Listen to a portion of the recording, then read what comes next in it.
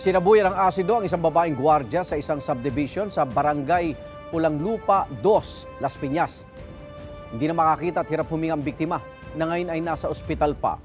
Pinaghahanap po ng mga otoridad ang lalaki nagsaboy ng asido sa gwardiya na nakuna ng CCTV. May unang balita si Nico Wahe. Hawak ang isang baso, tila hindi mapakali ang lalaking ito na nakuha na ng CCTV sa loob ng isang subdivision sa Barangay Pulang Lupa 2, Las Piñas City, mag-alas 2 ng madaling araw noong March 14. Palakad-lakad siya habang may kinakausap sa cellphone. Maya-maya, umupo siya at tila nag-aabang ng tiyempo. Ilang minuto pang lumipas, makikita ang lalaki na lumapit sa guardhouse. Saka isinaboy ang laman ng hawak niyang baso sa volunteer lady guard na nakaupo sa gilid ng guardhouse.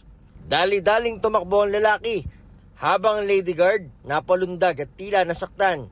Ang isinaboy pala sa kanya, asido.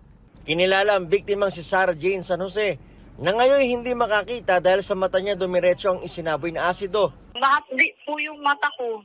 Bigla po siyang nag-blackout. Ilong po, sir.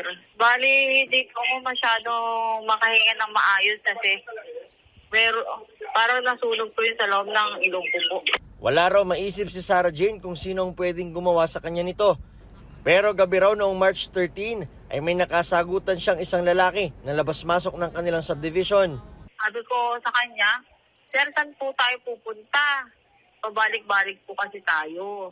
Sabi niya sa akin, sir, ba't mo ko kailangan sitahin? Taga rito lang ako. Sabi ko, kaya nga po namin sensitivita kasi hindi ka po namin kakilala. Pala dyan ako nakatira bago lipat ako dyan, nangungupahan ako dyan. Ganyan po ba, sir? Sige, saan po tayo banda dyan? Nagbanta po yun, sir, na sabi niya sa akin, mag-antay ka, babalikan kita. Hindi raw sigurado si Sarah Jane kung ito rin ang lalaki nagsaboy sa kanya ng asido. Nasa ospital ngayon si Sarah Jane at nagpapagaling. Patuloy naman ang investigasyon ng Las Piñas City Police para matukoy kung sino ang lalaking nakuna ng CCTV. Continuous po yung backtracking natin, sir.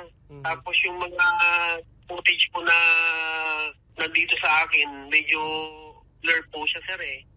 Kaya hindi pa po namumukaan yung suspect. Sana po matulungan po ako na makita yung gumawa nito sa akin at mapanagot siya. Dahil ang dami po niyang pinerwisyo, hindi lang po ako.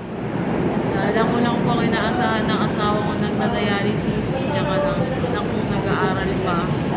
Ito ang unang balita. Nico Wahe para sa GMA Integrated News. Igan, mauna ka sa mga balita. Mag-subscribe sa GMA Integrated News sa YouTube. Sa mga kapuso abroad, subaybayan nyo kami sa GMA Pinoy TV at sa www.gmanews.tv.